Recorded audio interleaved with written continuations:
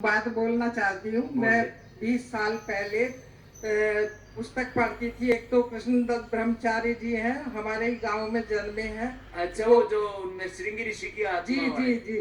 हाँ। वो मैं उन्हीं के ही गांव की हूँ। अच्छा अच्छा। और मैं उनकी पुस्तकें पढ़ती थी, सुनती भी थी। वो जिंदा थे उस समय तो। जी जी जी। हाँ जी। तो उन्होंने ही प्रवचनों में योग के बारे में मैंने बहुत कुछ पढ़ा सुना, ऋषियों का, उन्होंने का सारा वो ऋषियों। ऐसे ऐसे महापुरुष थे, हाँ जी। बिल्कुल अनपढ़, हाँ जो जी। कृष्णदत्त ब्रह्मचारी बिल्कुल।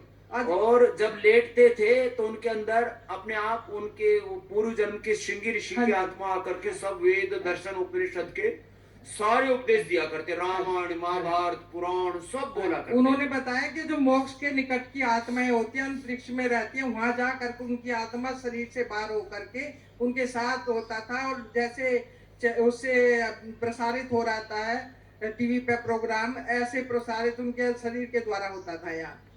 तो मैंने उन्होंने जो प्राणायाम बताए थे, वो मैंने शीतली प्राणायाम उन्होंने बताया था कि चम्मच नुमा जीव को करके और ऊपर को सिंचन करें।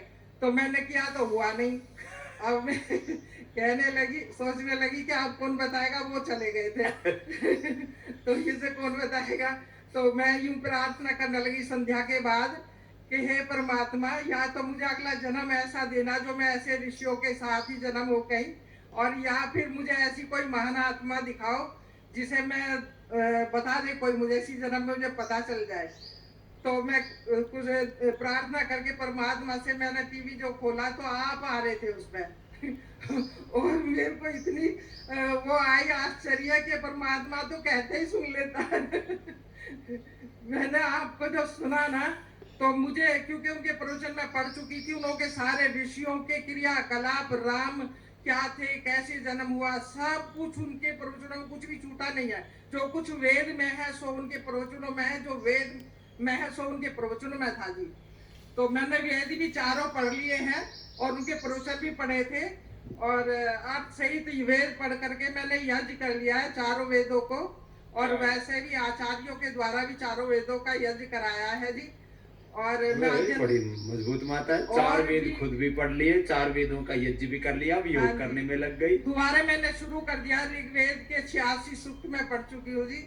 और अर्थ सहित पढ़ती हूँ और माइक पे पढ़ती हूँ, जिससे सारा संसार सुने।